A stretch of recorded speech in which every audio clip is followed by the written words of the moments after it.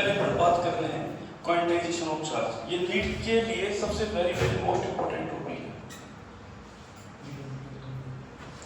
है। Sir quantization of charge क्या कहता है? सर क्वांटाइजेशन ऑफ चार्ज ये कहता है कि ये एक बॉडी ये है और एक बॉडी ये है, दो बॉडी है, ए और बी आपस में एक दूसरे को रब किया पढ़ना, ठीक है, एक दूसरे को रखना, घर्षण डेवलप किया।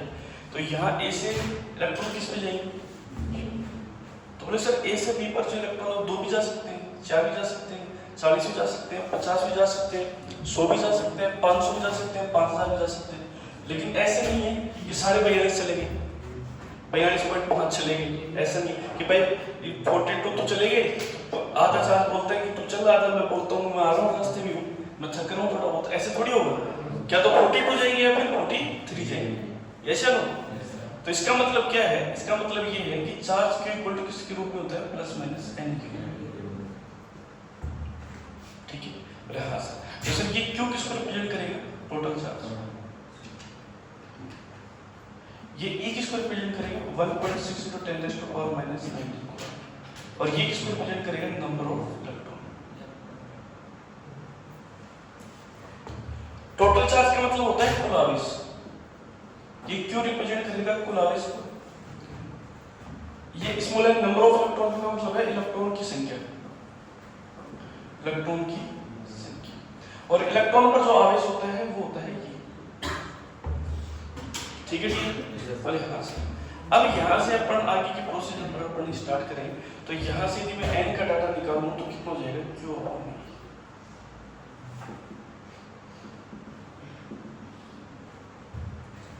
क्लियर बात? अब क्वेश्चन कैसे आ जाती है इसमें से?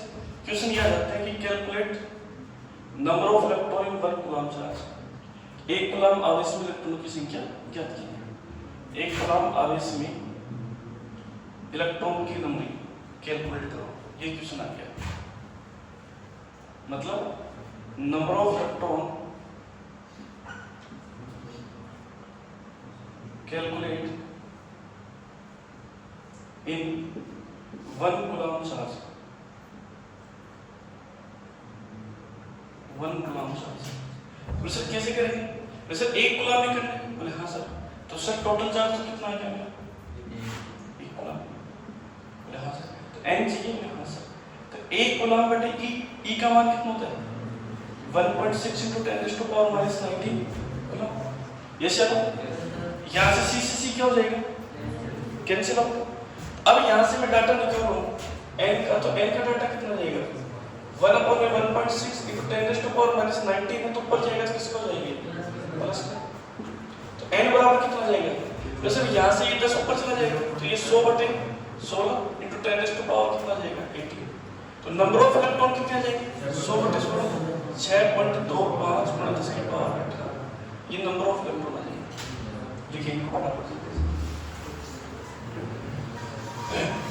शुरू से लिखिए, स्पीड बना के रखें थोड़ा।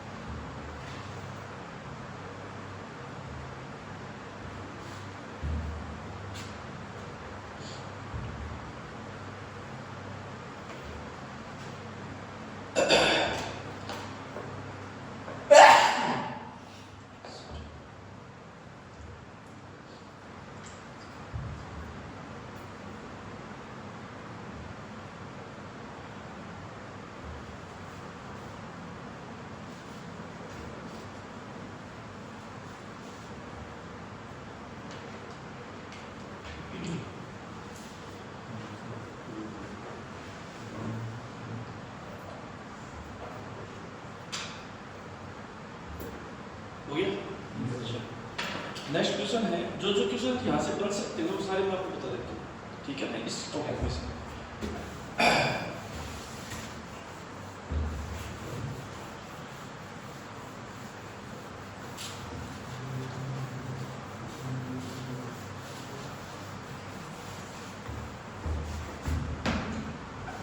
कैलकुलेट टोटल चार्ज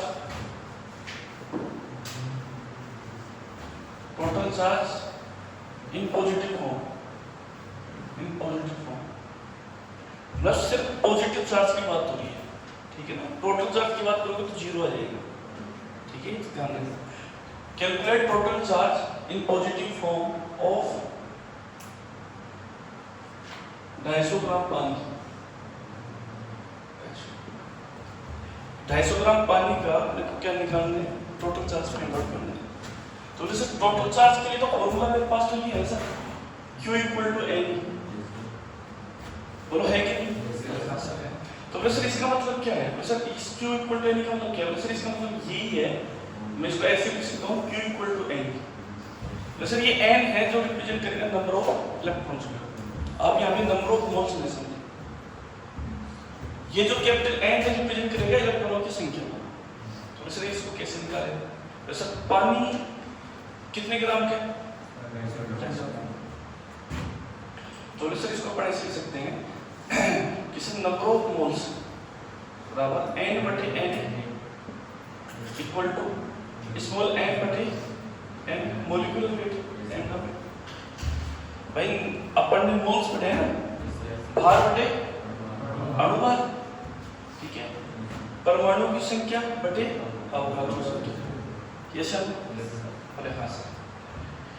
तो बोले सर यहाँ से इसको मैं n समझ, यहाँ से भी मैं n निकालूंगा तो कितना हो जाएगा, स्मॉल n बटे m डब्ल्यू, ये सब और इनटू में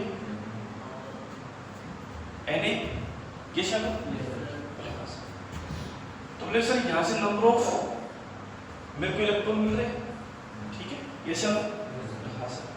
तो सर यहाँ से नंबर ऑफ मोल्स निकालूं तो भार बटे अणुभार, भार कितना होता है पानी का, 2 और 16 18, नहीं भार तो 250 दे रखा है, अणुभार बता 18, तो ये वैसा 250 बटे 18 नंबर ऑफ मोल्स हो गए। यदि मेरे को n चाहिएगा तो n को मैं दबेज दूंगा, बोले हाँ सर। तो बोले सर ये हो गया मेरे 250 बटे 18 इंटू में 6.6 लिख रहे हैं, 10 की पावर 23, 6.02 का अगर आप पढ़ना है सुन लेते हैं, जहाँ पे भी तेरे को ऐसा दिखे पॉइंट पर में रिजल्ट ला इक्वेशन बन रही है तो पॉइंट को नियर बाई कर, और नियर बाई करके रिजल्ट सोल्व कर। क्यों करना है रिजल्ट सोल्व, उतना अपने पास में टाइम नहीं रहेगा, क्योंकि भाई आंसर जो आएगा तो एक 16 आएगा, तो एक 50 आएगा, एक 80 आएगा, एक 100 आएगा। यदि रिजल्ट पास में आता है तब तो विज्ञापन देखिए, रिजल्ट आते हैं 2 पॉइंटों में, ये ध्यान रखना, ये फिक्स है ऐसा कंपटीशन के लिए। तो नियर बाई लेके सोल्व करें तो 6 × 10⁻23, यहाँ से बोले सर ये किसकी संख्या आ गई, बोले सर ये आ गई परमाणु की संख्या, यहाँ से। तो बोले सर परमाणु की संख्या आ गई तो मुझे ये बता दो कि H2O में नंबर ऑफ परमाणु कितने हैं, बोले सर इतने परमाणु आ गए, तो एक परमाणु में इलेक्ट्रॉन कितने हैं, बोले सर देखो ऑक्सीजन कितने नंबर पे आता है, 8 है, तो ऑक्सीजन में कितने इलेक्ट्रॉन होते हैं, 8, हाइड्रोजन में कितने होते हैं, 2, भाई 1 और 1 2 हाइड्रोजन हो गए तो 2 भी ना, तो 2 और 8 कितने हो गए, 10, तो नंबर ऑफ इलेक्ट्रॉन कितने हो गए, 10 एक परमाणु में। और ये कितनी संख्या परमाणु कितनी सर, तो सारे इलेक्ट्रॉन कितने जाएंगे, 10 गुना 250 बटे 18 गुना 6 गुना 10 की पावर 23, ये एड्रेस आ गया, बोले सर ये एड्रेस आ गया। बोले अब मैं यहाँ से सोल्व कर लूँगा, अब मैं निकालूंगा Q बराबर एड्रेस 10 क्रॉस में 250 बटे 18 इंटू 6 इंटू 10⁻23 और E का डाटा 1.6 गुना 10 की पावर माइनस, ये सब जवाब चलता है। अब इसको सॉल्व करें आप, ऐसे इसको सॉल्व करने पर क्या हो जाएगा, ये 3 से 18, ये 2500 बटे 3, ये 1.6 16 बटे 10 और 23 और 9 19 4, ठीक है भाई। अब ये कैंसिल, 1 0 से 1 0 कैंसिल, तो कितना हो जाएगा 250 बटे 3, 16 गुणा 10 की पावर 4, तो ये टोटल चार्ज हो जाएगा मेरा 1 0 इधर चला गया। ये चलो मैं जवाब चाहिए थोड़े से 250 25 16 अपॉन में 3 इंटू 10 टू पावर 5 मल्टीप्लाई करें डिवाइड करें कितना आएगा बताइए।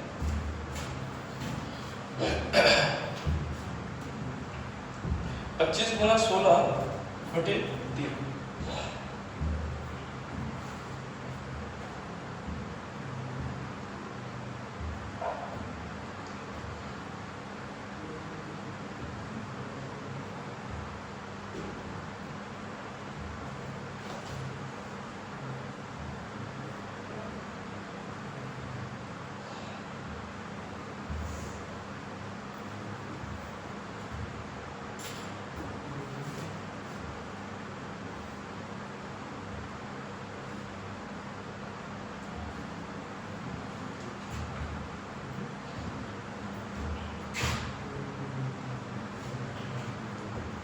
कितना लगता है?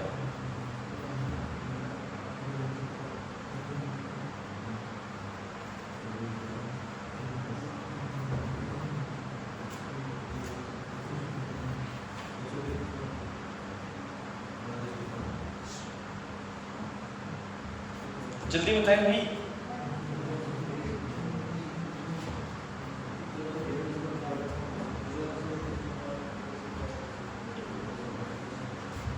कितना लगेगा? 130 10 की पावर 6, तो ये टोटल चार्ज है 13 गुणा 10 की पावर 7 गुना, ये है पॉजिटिव चार्ज, ये पॉजिटिव है तो इतना ही कितना होगा नेगेटिव। आपसे नेगेटिव चार्ज पूछे तो नेगेटिव भी आप कितना ही बताएं भाई, ये पॉजिटिव आ गया इतना ही चार्ज कितना होगा नेगेटिव। और क्यों टोटल जो पूछेगा तो क्या हो जाएगा क्योंकि H2 क्या होता है न्यूट्रल होता है, उदासीन होता है। एक बार देख लो कैलकुलेशन ये है क्या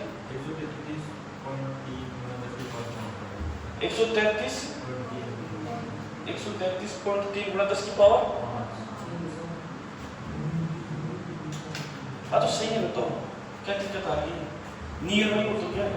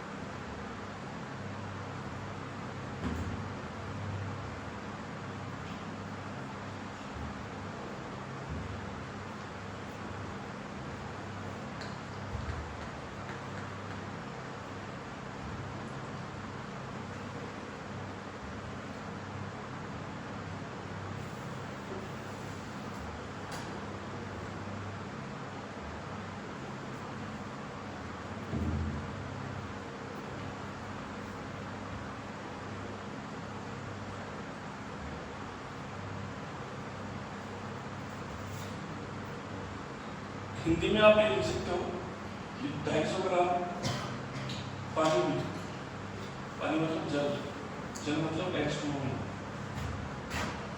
कुल आवेश याद कीजिए, कुल आवेश याद कीजिए। आप हिंदी में कुछ ऐसा लिख सकते हो, ठीक है।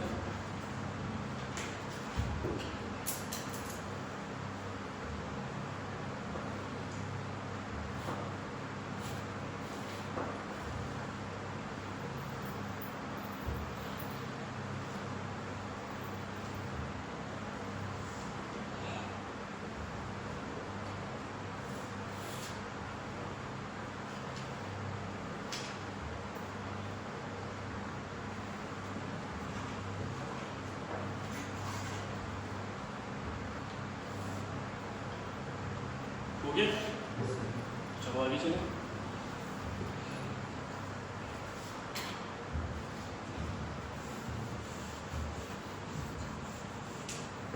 तो यहाँ से भाई क्वेश्चन बनते हैं दो। एक क्वेश्चन तो बनता है कभी भी ये पूछेगा कि इलेक्ट्रॉन पर आवेश होता है, क्यों फिक्स है, कितना होता है 1.6 × 10⁻⁻90 कूलम। कभी नहीं पूछेगा एग्जाम में, दो ही क्वेश्चन पूछेगा, calculate number of electron and calculate total charge, बस बात खत्म। ये सब जवाब चाहिए।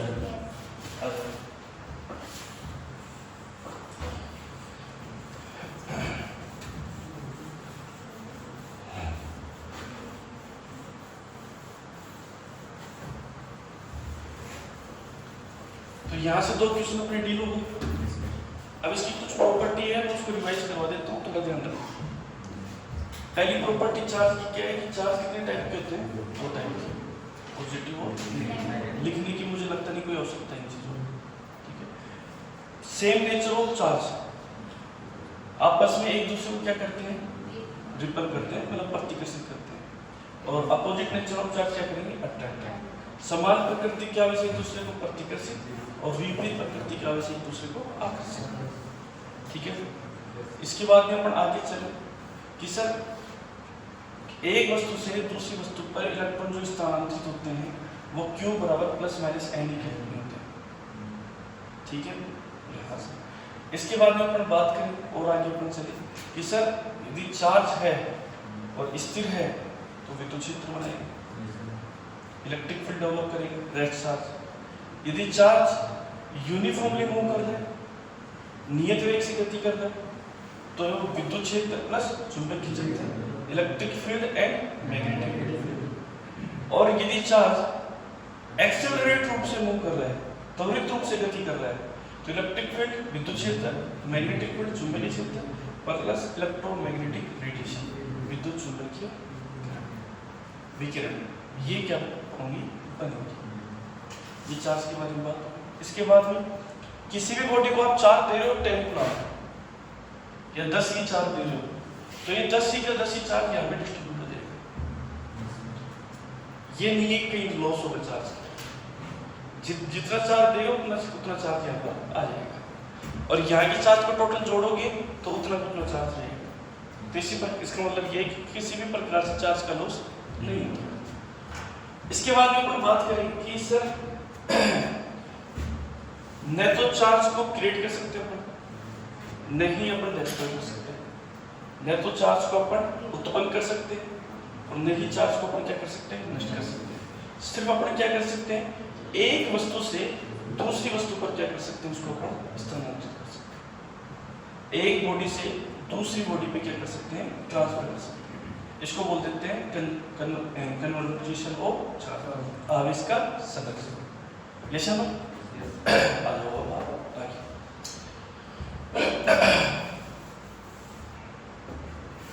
अब बात करने चलेंगे अपन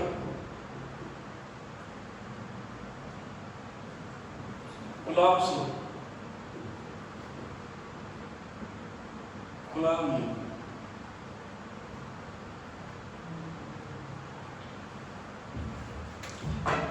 कूलॉम नियम क्या कहलाता है? कूलॉम का नियम क्या होता है?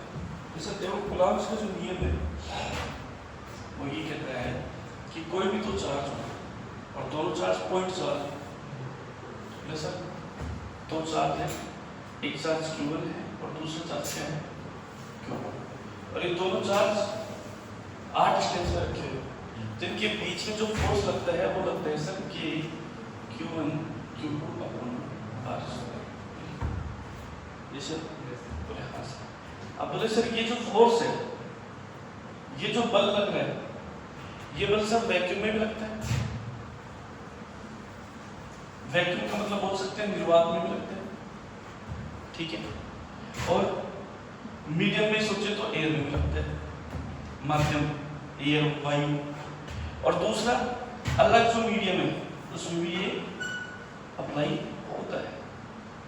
अलग मीडियम मतलब जैसे सब वायु की जगह पानी ले ले, कांच ले ले, अब्रक ले ले, पैराफिन ले ले, मोम ले ले, उनमें भी ये क्या करता है? ये वर्क करता है।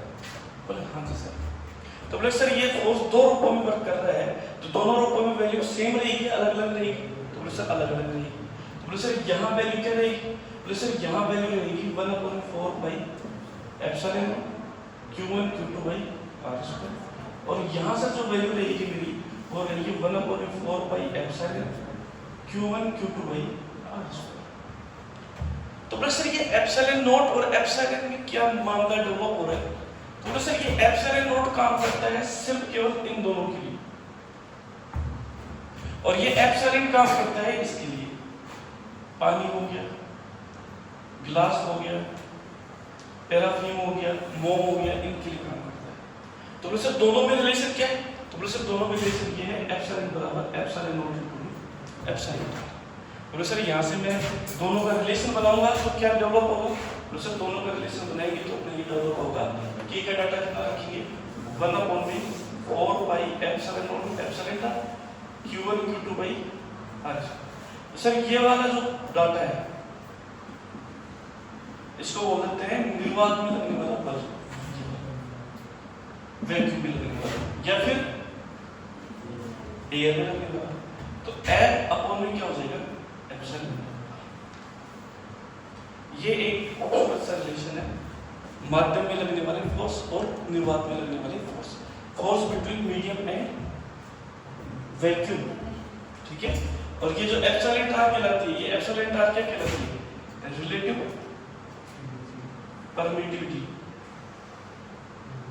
इसको बोलते हैं अपन आपेक्षिक या सापेक्षिक विद्युत, आपेक्षिक या सापेक्षिक विद्युत।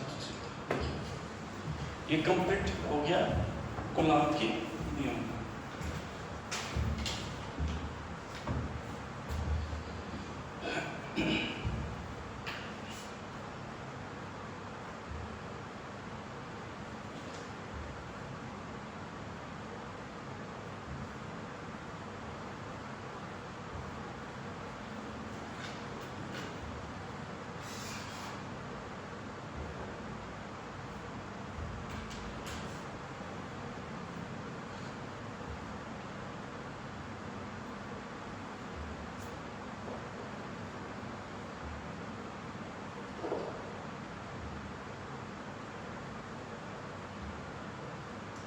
पानी हंस नहीं भरोगे कल का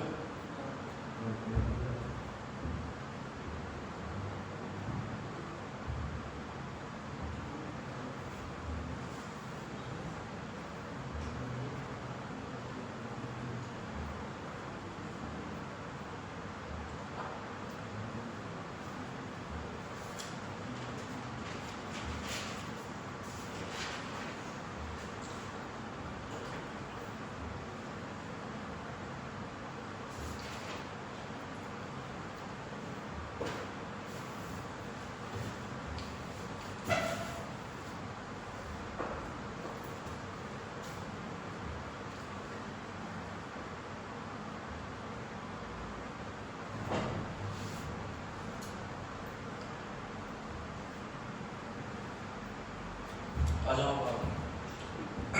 थोड़ा स्पीड बढ़ाओ।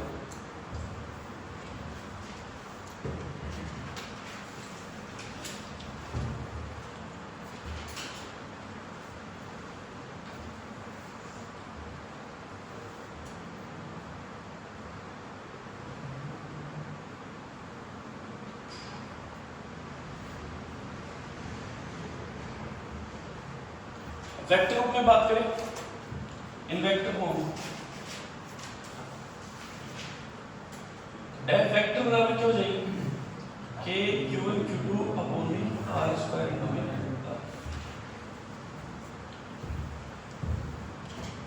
ये बल होता है सदिश रूप में, वेक्टर फॉर्म सदिश रूप।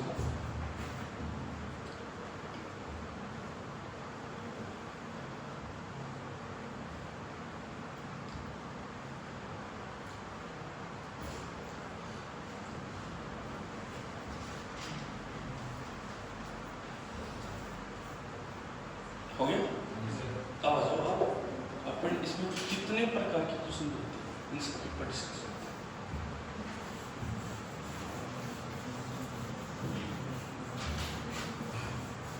पहले देखेंगे न्यूमेरिकल रूप से और फिर देखेंगे ज्योमेट्रिकल रूप से। सर इसके जो न्यूमेरिकल सूत्र बनते हैं वो यही बनते हैं। पहला न्यूमेरिकल बनता है फोर्स कैलकुलेट करने का, जिसका फॉर्मूला आपके पास में है K(Q1 Q2/r²। और मेरा मानना है कि सीधा ये यूज करें आप 9×10⁻⁹ Q1 Q2/r²। ये बात बताओ कि K का जो डाटा है 9×10⁻⁹ होता है, ये चलो ये फॉर्मूला को काम में लिया जाए। दूसरे नंबर पे चार्ज मान के चलो कि दोनों चार्ज बिल्कुल इक्वल हो तो K(Q²/r²। यहाँ से मैं क्यों निकालूंगा तो F(r²/K) और इसका मैं क्या कर दूँ यहाँ से चार्ज निकाल सकते। ठीक है, दूसरा प्रकार ये फर्स्ट और ये सेकंड दोनों में K आएगा 9×10⁻⁹। ठीक है, इसके बाद तीसरे प्रकार के क्वेश्चन की बात करो, डिस्टेंस पूछ सकते हैं r, तो K(Q²/V) F और इसका क्या कर दूंगा यहाँ से क्या निकल जाएगा ये क्वेश्चन नंबर 30। इस प्रकार से फर्स्ट सेकंड और थर्ड ये तीनों जो रूप है अपने आप में काफी इंपॉर्टेंट है, ये क्वेश्चन बिल्कुल आते हैं। देखिए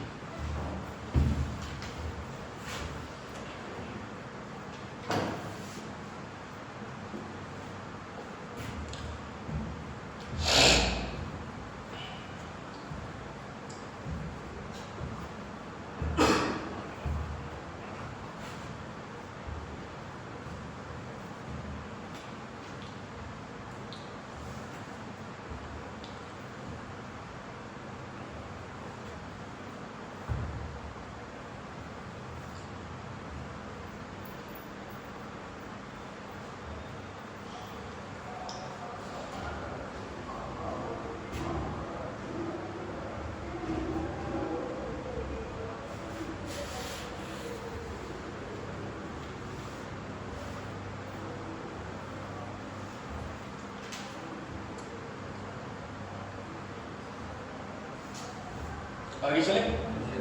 अब आगे अब ज्योमेट्रिकली रूप से देखते हैं, ये होगी न्यूमेरिकल रूप से। अब देखो भाई बात अब ऐसे क्वेश्चन में ये तो आपको सभी को पता है कि फोर्स आएगा 20 न्यूटन 50 न्यूटन, डिस्टेंस दी हुई आएगी, ये K फिक्स है, अगर नोट करना है क्यों निकालना है। अब चाहे इसके तुम 20 क्वेश्चन कर लो कोई मतलब नहीं है, तरीका यही है कि क्वेश्चन आएगा और ये डाटा दी हुई है, इसके अलावा कुछ भी नहीं है। हाँ ये हो सकता है r सेंटीमीटर में आ जाए, ये हो सकता है कि r किस में आ जाए सेंटीमीटर में, तो तेरा फर्ज बनता है कि इसमें इसको किस बदल मीटर। हाँ ये हो सकता है तेरा चार्ज तेरा आ जाए माइक्रो कूलम में, तो माइक्रो में जाए तो सिंपल सी बात है 10⁻⁻⁶ लगाएगा, नैनो में जाएगा तो 10⁻⁻⁴ को तुम 9 लगाएगा, मिली में जाएगा तो 10⁻⁻³ लगाएगा, और तो पीको में जाएगा तो 10⁻⁻12 लगाएगा। तो ये सारे वैल्यू लिख लो, माइक्रो, नैनो, पीको और मिली।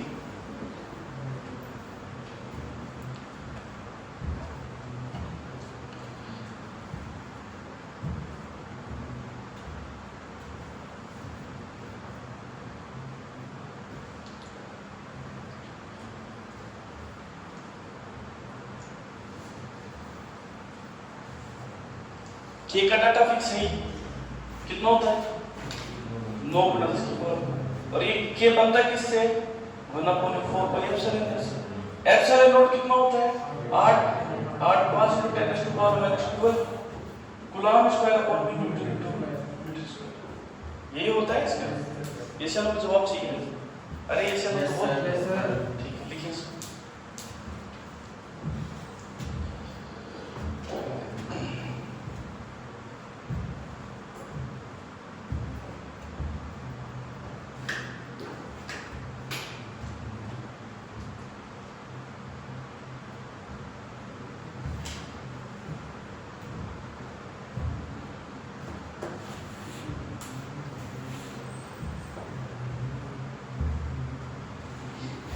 हो गया, चलो लगते हैं।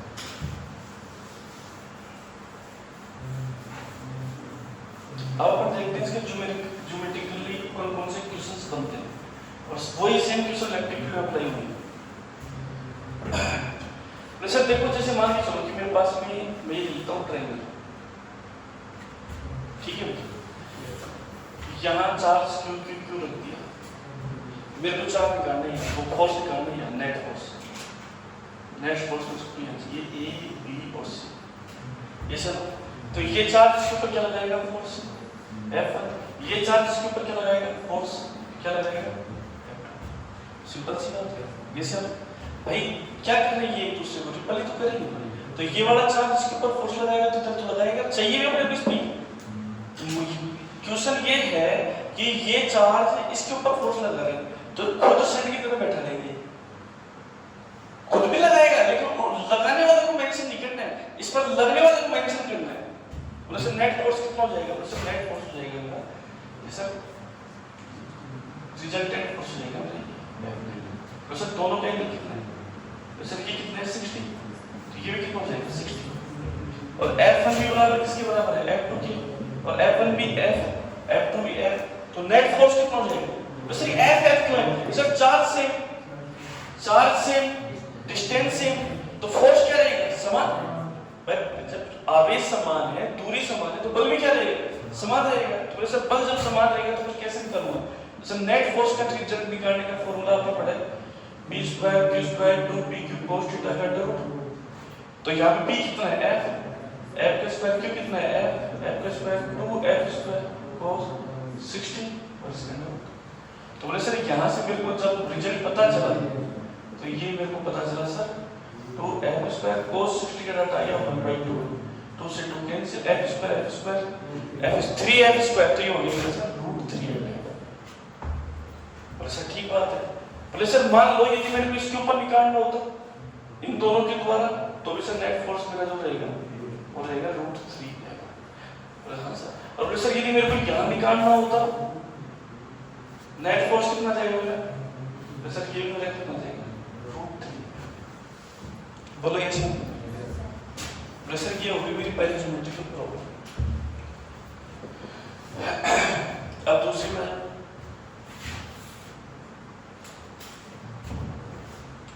सर ये चार्ज क्यों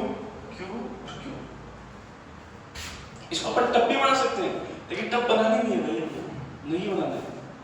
क्यों बनाना है टब, जब नीट में जिस लेवल के क्वेश्चन आएंगे अपने को वही डील करने हैं, हाई लेवल वाले क्वेश्चन उस लेवल वाले नहीं देखने जो एडवांस पे जा रहे हैं, उससे क्या मतलब है। अब मान के चलो कि मेरे को इस जगह पे निकालना है फोर्स, तो ये वाला चार्ज इसके ऊपर लगाएगा फोर्स F, ये वाला चार्ज इसके ऊपर फोर्स लगाएगा F, और ये वाला चार्ज इसके ऊपर फोर्स लगाएगा, क्या हो जाएगा F।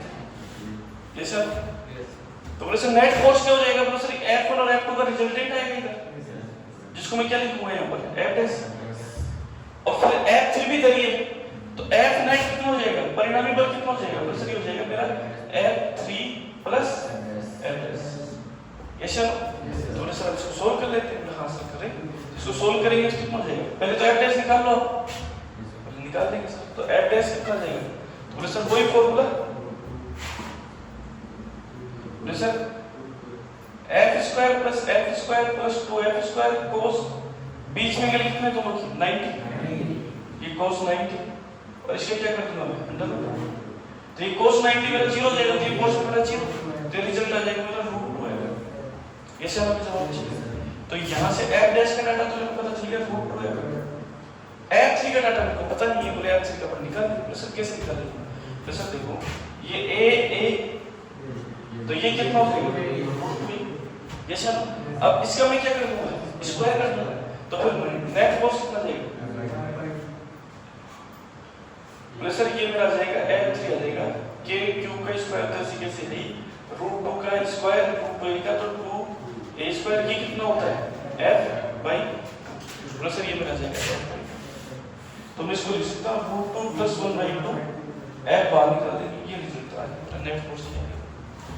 ठीक है बोले सर ये मेरी दो प्रक्रिया हो गई, बोले हाँ अब आ जाओ आप आए, तो बोले सर इसमें निकाले तो भी वही सेम,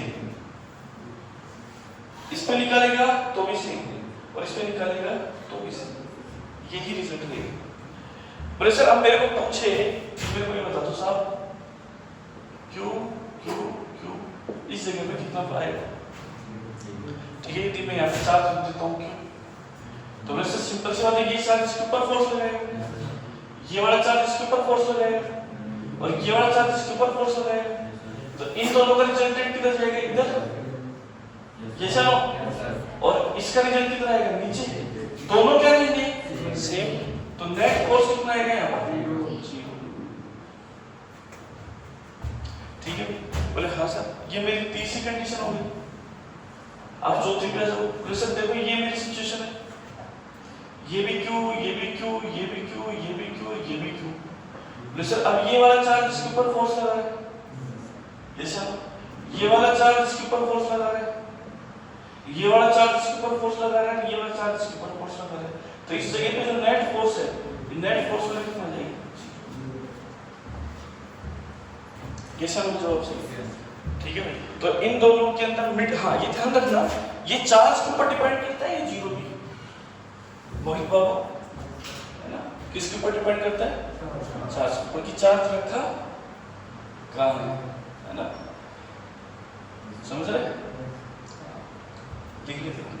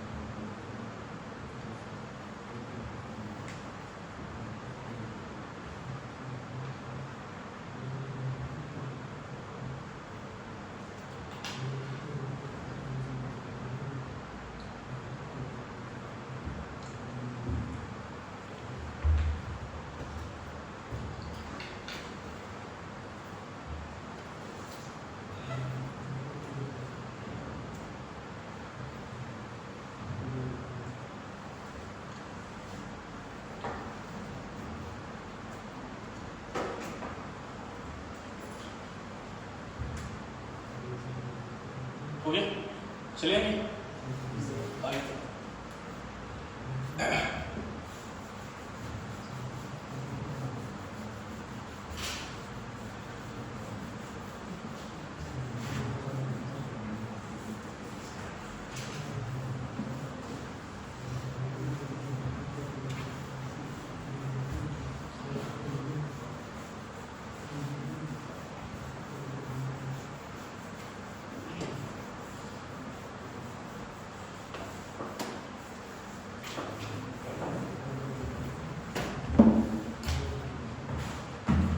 अब इसके बाद की मैं बात करने जा रहा हूँ कि जैसे मान लो अपने पास में सिचुएशन ये है कि जैसे इलेक्ट्रिक फील्ड पे आ जाओ पहले, तो ऐसा इलेक्ट्रिक फील्ड है, टॉपिक इलेक्ट्रिक फील्ड चलेगा। इलेक्ट्रिक फील्ड, इलेक्ट्रिक फील्ड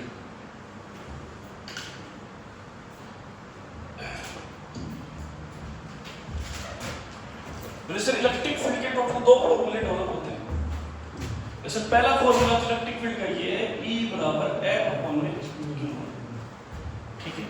और इलेक्ट्रिक फील्ड का दूसरा फॉर्मूला होता है due to the point charge, due to the point charge, बिंदु आवेश के कारण। बताओ कैसे?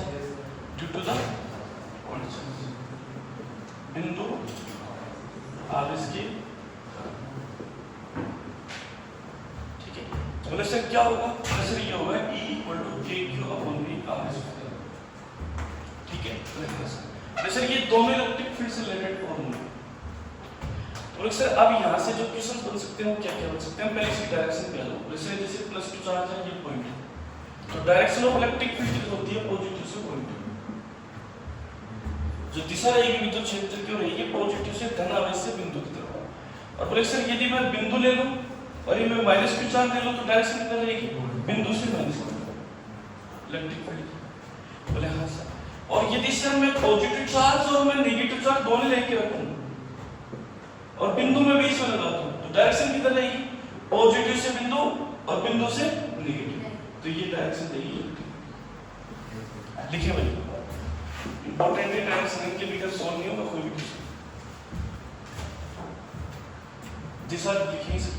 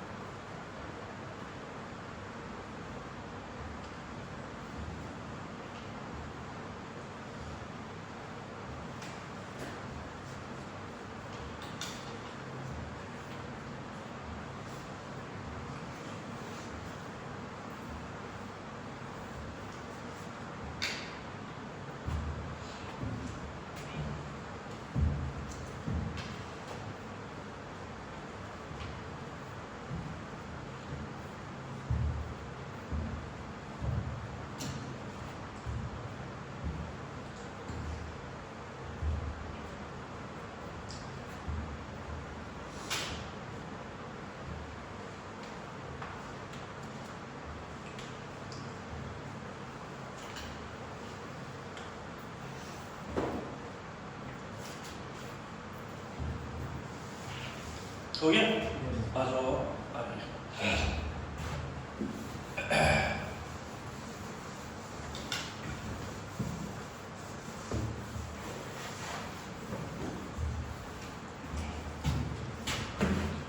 अब देखो ये बात ये है, इसमें क्वेश्चंस भी जो बनते हैं उसके बारे में देखो।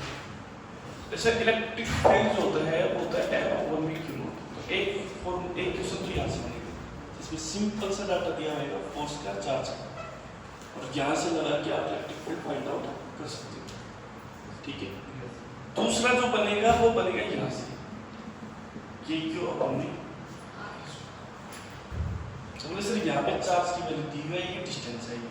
अब चार्ज यदि माइक्रो में है तो माइक्रो की वैल्यू रखो, चार्ज मिली में है तो मिली वाली वैल्यू रखते हैं। डिस्टेंस ऑलमोस्ट सेंटीमीटर में आती है क्वेश्चंस में, तो इसमें उसको किसमें कन्वर्ट किया जाए? अब जो मेनली बात है वो आती है ज्योमेट्री करोगे। बोले सर क्या है?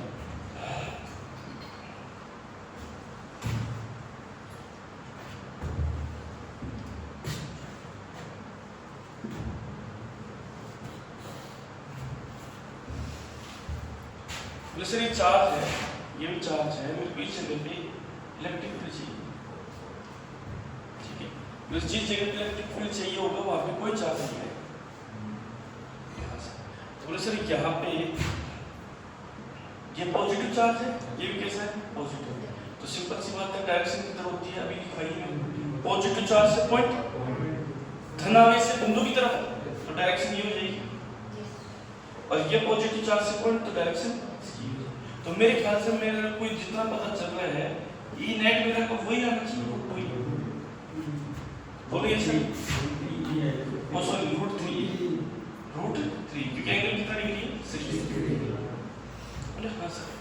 बोले सर अब जैसे मान लो ये भी चार्ज क्यों है, ये भी चार्ज क्यों है, ये भी चार्ज क्यों है, किस जगह पे चाहिए, तो पॉजिटिव चार्ज से इस डायरेक्शन में इलेक्ट्रिक डिस्टेंस मेरी सेम है, तो सिंपल सी बात है इलेक्ट्रिक फील्ड मेरा क्या रहेगा सेम।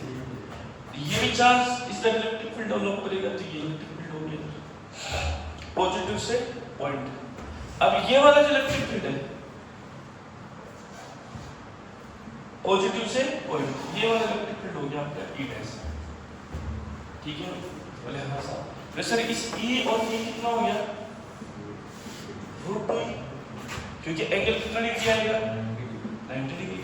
एफ और एफ था तो क्या था √2 है, यहाँ पे क्या जाएगा √2e और ई डैश का डाटा कितना जाएगा e/2। बोलो ये सर। तो कहने का मतलब रिजल्ट जो है मेरा वो कितना आ गया 1/2 + √2। क्लियर है बात? बोले हाँ सर। तो सर ऐसे में यहाँ यहाँ यहाँ चार्ज है, इस जगह पे बात करो तो पॉजिटिव से पॉइंट, पॉजिटिव से पॉइंट और पॉजिटिव से पॉइंट, इसके दोनों का नेट इलेक्ट्रिक फील्ड इधर आ जाएगा और इसका नेट इलेक्ट्रिक फील्ड इधर। रिजल्ट क्या आएगा टोटल इलेक्ट्रिक फील्ड यहाँ पे क्या मिलेगा, यहाँ पे चार्ज क्यों, यहाँ पे क्यों, यहाँ पे क्यों, यहाँ पे क्यों, यहाँ पे भी वही बात सिचुएशन आएगी। निकालोगे आप यहाँ पे जैसे हमें जवाब चाहिए। बोले सर इसकी वजह से यहाँ निकालोगे इलेक्ट्रिक फील्ड इधर, इसकी वजह से निकालोगे तो इधर, इसकी वजह से निकालोगे तो इधर और इसकी वजह से निकालोगे तो इधर, तो नेट इलेक्ट्रिक फील्ड है और वो यहाँ पे होती है। हाँ यदि चार्ज अभी यहाँ पे प्लस क्यू की जगह माइनस क्यू आ जाएगी तो भाई साहब सिचुएशन क्या हो सकती है, बदल सकती है। आ रही है बात समझ रहे हैं? क्योंकि पॉजिटिव और नेगेटिव दोनों का रोल होता है। क्यों होता है? क्योंकि force is a vector quantity और electric field is a vector quantity. विद्युत क्षेत्र भी एक सदिश राशि होती है और विद्युत बल भी एक कैसी राशि होती है, सदिश राशि। लिखिए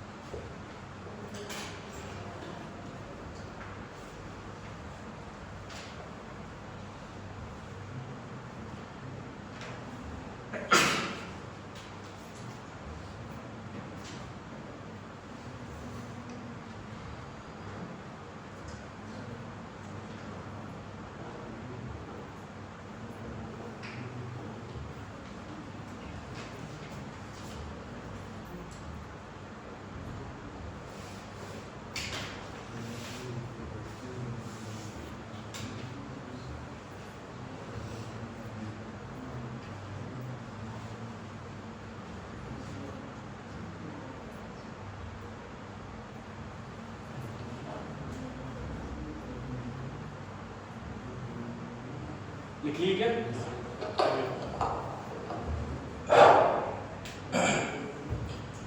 इलेक्ट्रिक फील्ड अपना हो गया। इलेक्ट्रिक फील्ड से रिलेटेड जो ज्योमेट्रिक वाली प्रॉब्लम है ये होगी। इसके अलावा और भी है, इसके अलावा और भी है, ऐसे बहुत सारी है, लेकिन कॉन्सेप्ट से भी काम करेगा। यदि आप -7 ले लोगे तो सिंपल सी बात है, इस जगह पे आपको इलेक्ट्रिक फील्ड चाहिए तो ये तो लगाएगा इधर और ये लगाएगा इधर। आ रही बात समझ में? जैसे मान लो मैं इसी क्वेश्चन पर चर्चा करूं, ऐसे क्वेश्चन बहुत है इसमें। इलेक्ट्रोस्टैटिक्स इतना है कि 1 महीने तक पढ़ाओ तो भी कम है। इलेक्ट्रोस्टैटिक्स इतना है इतना कि 1 महीने तक भी पढ़ाओगे ना तो भी कम है। तो इस चीज का तो एक ही तरीका है, कॉन्सेप्ट को समझो और उसको सॉल्व करने की कोशिश करो। प्लस क्यू माइनस क्यू ये पॉइंट, ये ए ये बी और ये सी। बोले सर मेरे को इस जगह पे चाहिए तो ये वाला तो इधर लगा देगा इलेक्ट्रिक फील्ड, लेकिन ये वाला इलेक्ट्रिक फील्ड किधर जाएगी इधर?